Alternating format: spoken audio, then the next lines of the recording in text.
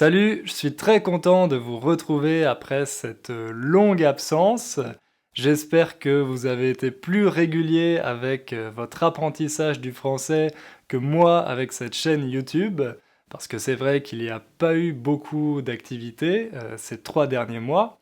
Mais maintenant j'ai un peu plus de temps, donc je vais recommencer à publier des vidéos régulièrement. Quand je lis les commentaires sur mes vidéos, je vois parfois des Français qui corrigent ce que vous écrivez.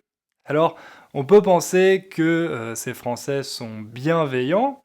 Bienveillant, c'est un adjectif qui signifie que quelqu'un vous veut du bien, que quelqu'un veut vous aider. Vous reconnaissez dedans l'adverbe bien. Alors, on peut penser que ces Français qui vous corrigent sont bienveillants, qu'ils veulent vous aider à vous améliorer, mais d'un autre côté, c'est vrai que les Français ont aussi la réputation de corriger systématiquement la moindre petite erreur et de pas toujours le faire de manière très sympa. Peut-être que ce genre d'expérience vous est déjà arrivé, qu'un Français ou une Française vous a corrigé de manière un peu malpolie, et ça c'est vrai que c'est pas une expérience très plaisante. Ça peut même être un peu traumatisant, parce que vous sortez de votre zone de confort pour essayer de parler français, et là, il y a quelqu'un qui vous corrige et qui est pas sympa avec vous. Et c'est d'autant plus énervant que les Français ont la réputation de ne pas être très doués pour les langues étrangères, de ne pas être capable de parler une autre langue que le français. Donc ça peut sembler un peu ridicule qu'il corrige systématiquement les erreurs que vous faites quand vous parlez français. En général, on trouve deux types d'explications pour justifier cette attitude. D'un côté, celles qui disent que tous les Français sont arrogants et malpolis, que ça fait vraiment partie du caractère des Français, et de l'autre, les explications qui disent que c'est seulement un cliché, ou alors que ça concerne seulement Paris, ou que c'était comme ça il y a 30 ans, mais que maintenant la situation a changé. Et comme d'habitude, avec ce genre de questions, la vérité se trouve toujours au milieu, entre ces deux types d'explications. D'un côté, il faut éviter les clichés et les généralisations à outrance, et de l'autre côté, il n'y a pas de fumée sans feu. Ça, c'est une bonne expression, il n'y a pas de fumée sans feu. Ça signifie que il y a toujours une part de vérité dans une rumeur ou dans un cliché. Donc moi, je vais essayer d'aller un peu plus loin, je vais essayer de vous donner une explication un peu plus approfondie à partir de mes expériences en tant que Français, prof de français et apprenant de langues étrangères. Mais bien sûr, c'est seulement ma propre analyse, c'est pas une étude sociologique, donc s'il y a des Français qui ont des explications ou des avis différents, eh bien je vous invite à les exprimer dans les commentaires. Alors moi, je me considère pas comme un polyglotte, mais j'ai quand même appris 3 langues étrangères, l'anglais, l'espagnol et le polonais, que je parle à différents niveaux, et j'ai jamais le souvenir que quelqu'un m'ait corrigé de manière malpolie dans aucune de ces 3 langues.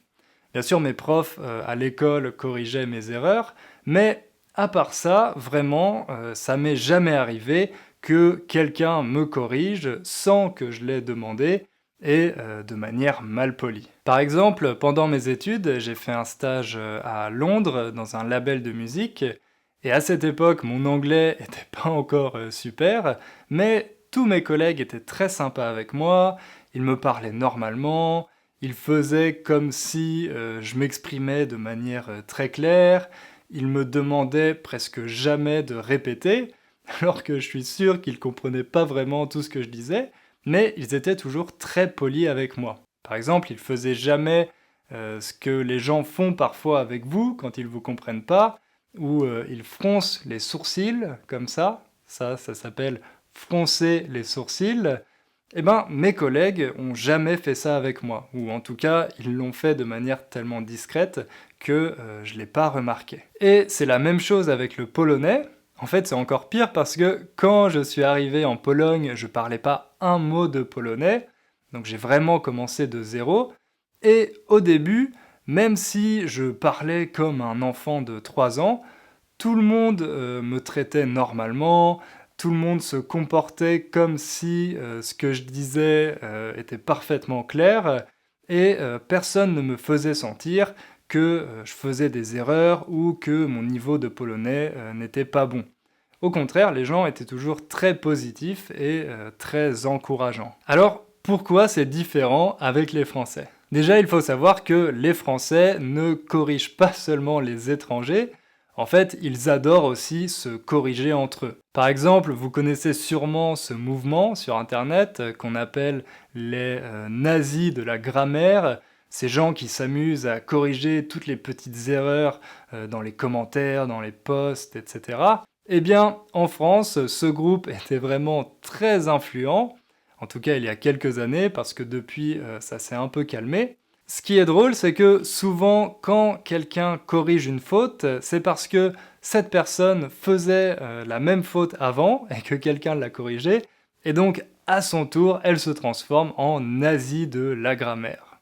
Donc ça, c'est pas une spécificité française, c'est un mouvement international. Mais en France, on a une spécificité, c'est le site Becherel Tamer. Alors Becherel, à l'origine, c'est le nom d'une collection de livres sur la grammaire, l'orthographe et la conjugaison. Et quelqu'un a repris ce nom de Becherel pour créer une page Facebook et un compte Twitter sur lesquels il reprend les erreurs qui sont faites dans les grands médias, sur les sites des autres institutions, etc. Et ça montre que corriger les erreurs, c'est vraiment un sport national en France, c'est une pratique qui amuse beaucoup de monde, donc c'est pas seulement quelque chose, ou c'est pas seulement un traitement qu'on réserve aux étrangers. Mais maintenant, il faut se demander d'où ça vient. Pourquoi les Français aiment tellement corriger les erreurs des autres? Il y a un point de vue intéressant sur cette question, c'est celui d'une journaliste américaine qui vit à Paris depuis plusieurs années et qui a écrit plusieurs livres sur l'éducation des enfants français.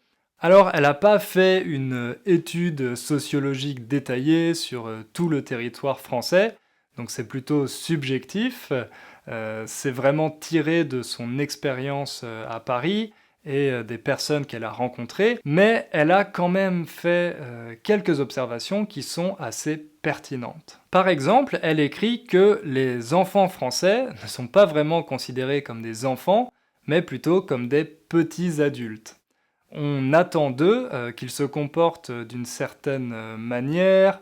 Quand ils sont au restaurant, par exemple, ils doivent respecter les règles, ils doivent bien se tenir. Bien se tenir, ça veut dire bien se comporter. Donc ça, c'est assez différent de la façon dont les enfants sont considérés aux États-Unis, par exemple. Une autre observation pertinente qui va nous aider à répondre à la question, c'est le modèle de l'école.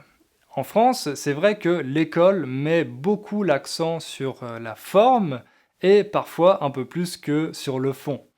Par exemple, c'est important que les enfants écrivent bien, et quand on dit qu'ils écrivent bien, ça veut dire avec un bon style, avec une écriture manuscrite qui soit assez jolie, assez élégante. Donc ça nous montre que très tôt, il y a une certaine exigence vis-à-vis des enfants français, et les parents et les professeurs sont pas toujours très patients ou très tolérants avec leurs erreurs. Donc quand un enfant français fait une erreur, automatiquement ses parents le corrigent, c'est vraiment un réflexe, ils le font sans y penser, et ça c'est quelque chose que l'enfant va intérioriser, qu'il n'a pas vraiment le droit de faire des erreurs, et qu'il doit être capable de se corriger. Au contraire, quand j'ai pu observer des familles en Angleterre ou ici en Pologne, je trouve que les parents sont plus patients avec leurs enfants, qu'ils sont plus tolérants, qu'ils les laissent faire des erreurs, et que pour eux, c'est pas aussi important de les corriger systématiquement. Qu'ils essayent plutôt d'encourager la créativité de leurs enfants, de leur donner confiance en eux. Donc ça, c'est une attitude qui est assez différente de celle des Français. Ensuite, quand cet enfant grandit, il a tellement intériorisé cette règle, cette autodiscipline qu'il doit avoir, que lui-même devient finalement un correcteur. Et s'il a des enfants à son tour, eh bien, il va corriger leurs erreurs de la même manière, avec la même autorité. Et le problème, c'est que ce réflexe est tellement ancré dans l'esprit des Français, dans leur mentalité, qu'ensuite, ils font la même chose même avec d'autres adultes, en particulier avec des adultes qui apprennent le français.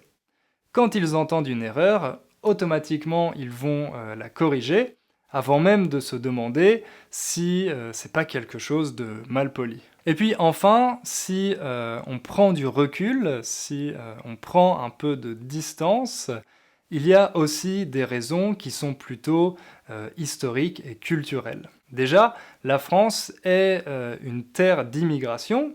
Au XXe siècle, il y a eu de grandes vagues d'immigration en France, donc les Français ont l'habitude de vivre avec des immigrés qui viennent d'autres pays et qui apprennent le français. Parce qu'en France, le modèle d'intégration pour les immigrés, c'est l'assimilation.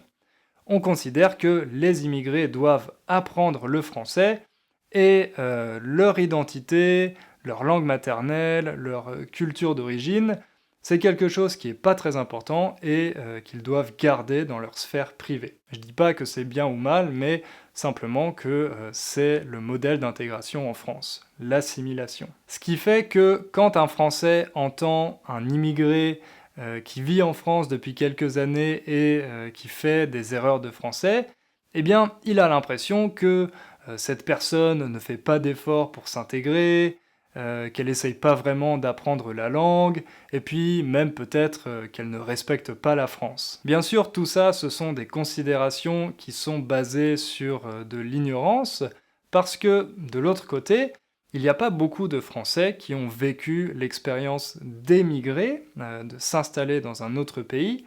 Par exemple, si je compare avec la Pologne, il y a énormément de Polonais, des millions de Polonais qui ont quitté leur pays pour s'installer aux États-Unis, et puis plus tard au Royaume-Uni. Cette expérience d'émigrer et d'apprendre une autre langue, c'est vraiment quelque chose que les gens connaissent. Mais en France, non.